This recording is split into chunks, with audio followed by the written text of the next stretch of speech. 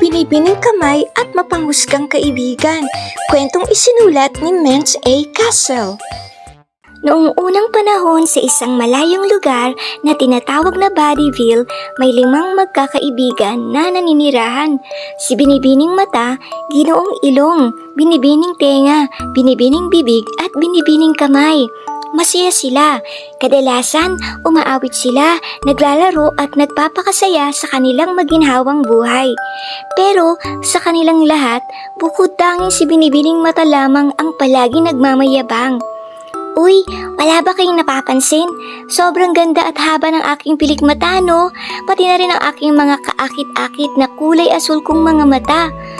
Sabi niya, kumikislap ang kanyang mga mata. At ako? Huminto siya. Ako ang pinakaimportanteng bahagi ng katawan. Pagyayabang pa nito. Kung wala ako, hindi ko alam kung saan kayo pupulutin. Humalakhak siya.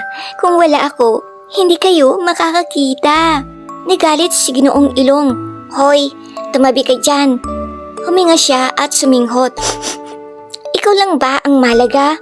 Kung wala ako, paano kayo makakaamoy? Paano niyo maaamoy ang mga bulaklak at ang matatamis na amoy ng mga cookies? Sabi niya, ang pag-amoy ay mahalaga din. Ha? Nakakatawa ka. Sapat naman ni Binibining Bibig, mapang-uyam ang kanyang ngiti. Maganda rin ako, ano? Tignan nyo ang magagandang kulay ng aking braces. Ngumiti siya, ipinakita ang kanyang mga kumikinang na braces. At tignan nyo ang aking matingkad na pulang lipstick. Dagdag pa niya, importante rin ako. Kung wala ako, paano kayo makakakain ng mga cookies, makakapagsalita o makakakanta? Nagsimula siyang kumanta, la la la la la. Sumang-ayon ang lahat. Pagkatapos ay nagsalita si Binibining Tenga. Ipinakita nito ang kanyang malaking hikaw. Teka, huwag kayong maging mapagmataas. Sabi niya, ako ay importante rin, alam nyo? Ano kaya ang mangyayari sa inyo kung hindi kayo makarinig at hindi ninyo alam ang nangyayari sa paligid? Nagulat ang lahat. Kailangan ninyo ako. Kung wala ako, kayo ay mapapahamak. Sumang-ayon ang lahat. Tama ka, Binibining Tenga. Sang-ayon ni Ginoong Ilong. Kailangan ka namin. Habang pinupuri nila ang bawat isa, nakadama ng pagkahiya si Binibining Kamay. Bigla siyang napatingin sa kanyang magagaspang na mga kamay. May mga kalyo ito mula sa mabibigat na pagtatrabaho. Naramdaman niya na hindi siya nabibilang sa kanila. Nang maglalakad na sana siyang palayo, ang lahat ay tumingin sa kanya. Si Binibining Mata ay bumulalas. Ha? Ano yan? Tignan niyo, ang kamay niya, ang pangit, ang gaspang, at nakakadiri. Sabi niya, nalaki ang mga mata ni Ginoong Ilong. Ano yan? Kalyo ba yan? Huminga siya. Piyu! Ang baho! Humagik-gik ng tawa si Binibining Bibig. Nakakahiya ka! Hindi ka nabibilang sa amin! Dagdag niya, kung ako sa'yo, aalis na lang ako dito. Ang lahat ay natawa. Umalis ka! Pangit na kamay! Hindi ka namin kailangan! Sabi nila nang sabay-sabay. Sa mga sandaling iyon, nabasag ang puso ni Binibining Kamay. Pumatak ang luha sa kanyang mga mata. Hindi siya nagsalita. Baka tama sila. Hindi siya nabibilang sa kanila. Hindi siya mahalaga. Habang pinagtatawanan siya ng lahat, dahan-dahan siyang lumakad palayo. Tahimik, sumumpa siya sa kanyang sarili na hindi na siya kailanman babalik sa lugar na ito. Pakiramdam ni Binibining Kamay na wala nagmamahal sa kanya at hindi kailangan siya. Kaya umalis siya ng araw na yun na hindi lumilingon. Bit-bit ang mabigat na damdamin. Siya ay naglakad ng walang patutunguhan sa mga bundok at burol. Ang kanyang puso'y nagdurusa, ang mga daliri nanginginig sa dalamhati. Sa wakas, nakarating siya sa isang payapang lambak na nasa tabi ng tahimik na lawa. Mahinahon at malamig ang simoy ng hangin at sa unang pagkakataon nakaramdam siya ng kapayapaan sa kanyang kaluluwa. Pagod mula sa paglalakbay, Umupo siya sa lilim ng isang matayog na puno. Ang malamig na haplos ng hangin ay unti-unting nagpahimbing sa kanya sa isang mahimbing at payapang tulog. Maya-maya, napamulat ang kanyang mga mata. Napukaw siya sa isang masiglang tugtugin. Sa kanyang pagsilip, nakita niya ang isang pares ng mga paa na masayang nagsasayaw sa damuhan. Tumatalon at umiindak ang mga ito sa sobrang tuwa. At pansamantala, nakalimutan ni Binibining Kamay ang kirot sa kanyang puso. Tumigil sa pagsasayaw ang mga paa at lumingon sa kanya. "Hello?" Sabi ni Ginang Paa. "Naliligaw ka ba?" Nahihiyang napangiti si Binibining Kamay. "Pasensya na, hindi ko intensyong istorbohin kayo," sabi niya. "Napadaan lang ako. Mukhang pagod ka ata." "Aba, dumito ka muna," sabi ni Ginoong Paa habang ngumiti at tumingin sa kanyang asawa. "Masarap magluto ang misis ko. Sigurado akong kailangan mo ng masustansyang pagkain." Hindi nakaimik si Binibining Kamay. Lubos siyang naantig sa kabaitan ng mag-asawa. Sa unang pagkakataon, matapos ang mahabang panahon, may mga tao, mga estranghero pa, na nagpakita sa kanya ng pagmamahal, pagtanggap, at malasakit. Namuo ang luha sa kanyang mga mata habang siya'y tumango. Sa mismong sandaling iyon, habang kasama ang kanyang mga bagong kaibigan, napagtanto ni Binibining Kamay ang isang mahalagang bagay. Siya ay minamahal at may lugar sa mundo. Mainit at mahangin ang panahon at maririnig ang awit ng mga ibon sa parang. Gaya ng nakasanayan, nagpapahinga sina Binibining Mata, Ginoong Ilong, Binibining Tenga at Binibining Bibig.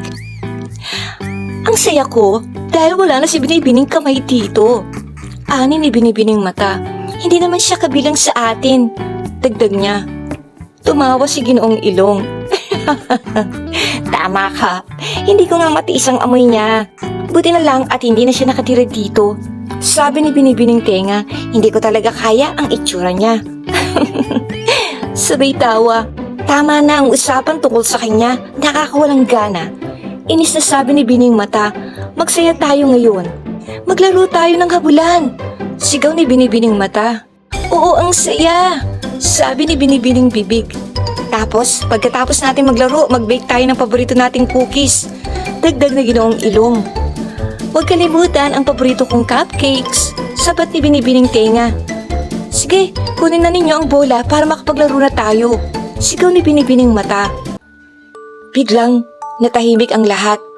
Biglang napagtanto nilang lahat ang isang bagay. Hindi makakasalo ng bola si Binibining Mata. Hindi rin pwedeng ihagis ni Ginoong Ilong ang bola. Wala rin kakayahang magluto ng cookies o cupcake si Binibining Bibig. At si Binibining Tenga, hindi niya nga maikabit ang kanyang hikaw. Natakot ang lahat. "Anong gagawin natin?" Umiiyak na tanong ni Binibining Mata, may takot sa kanyang tinig. "Wala tayong magawa, wala tayong mga silbi," sigaw ni Binibining Bibig. "Napakalaking pagkakamali ang nagawa natin. Pinalayas natin si Binibining Kamay." Mahina't malungkot na sabi ni Binibining Tenga. "Sobrang sama natin sa kanya," sabi ni Ginoong Ilong, paos ang tinig.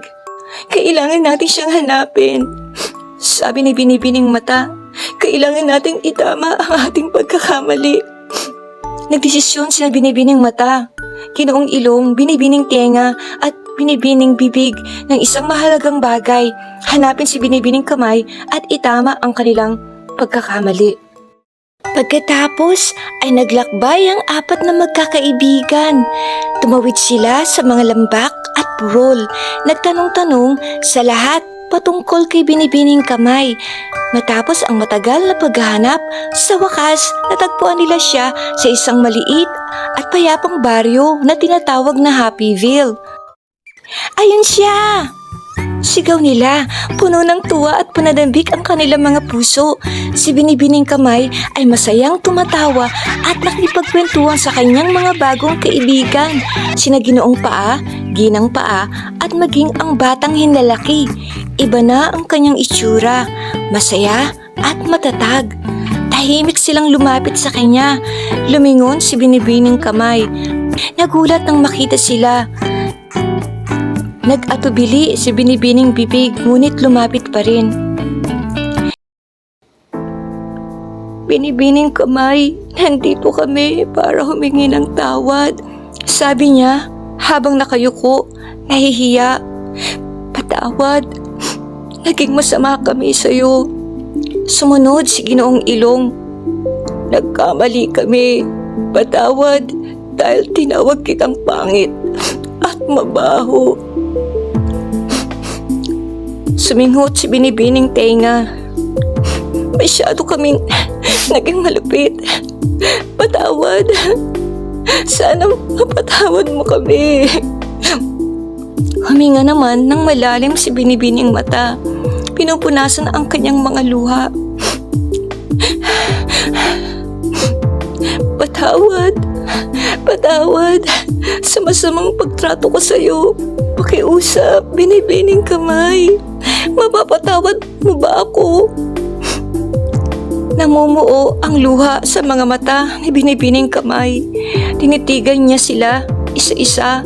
Inalala ang sakit ng kanilang ginawa, ang pagtawag sa kanya ng pangit at mabaho. Pagkatapos ay tumingala siya at ngumiti. Pinapatawad ko kayo. Lahat tayo ay karapat-dapat bigyan ng pangalawang pagkakataon. Tumalon sila sa tuwa at sabay-sabay na sumigaw. Salamat Binibining Kamay sa pagbibigay ng pangalawang pagkakataon. Biglang nagsalita si Ginoong Ilong. Ano yung amoy na yun? Tanong niya habang inaamoy ang paligid. Amoy cupcakes? Dinilaan ni Ginang Bibig ang kanyang labi. Natatakam na ako. Gusto kong tikman. Hindi ko man naamoy pero halatang masarap yan. Base sa boses nyo. Sabat ni Binibining Tenga. Grabe! Ang ganda ng itsura! Bulala si Binibining Mata.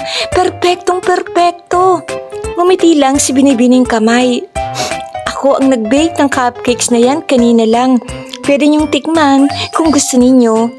Nagkatawanan silang lahat habang sabay-sabay silang kumakain ng cupcake sa ilalim ng punong kahoy. Bumalik si Binibining Kamay sa Bodyville at mula noon natutunan nilang pahalagahan ang pagkakaisa at pagtutulungan bilang isang grupo. Tulad ng sinasabi sa unang Korinto, Kabanatang 12, mga talatang 17 hanggang 18. Kung ang buong katawan ay mata, paano ito makakarinig? Kung ang buong katawan ay tenga, paano ito makakaamoy? Ngunit inilagay ng Diyos ang bawat bahagi ng katawan sa lugar na gusto niya. At sa talatang 27, kayo ngayon ang katawan ni Kristo at bawat isa sa inyo ay bahagi nito. Kaya nga mga bata, matuto tayong pahalagahan at tanggapin ang bawat isa kahit na iba-iba ang ating itsura at iba-iba ang ating mga abilidad. The end.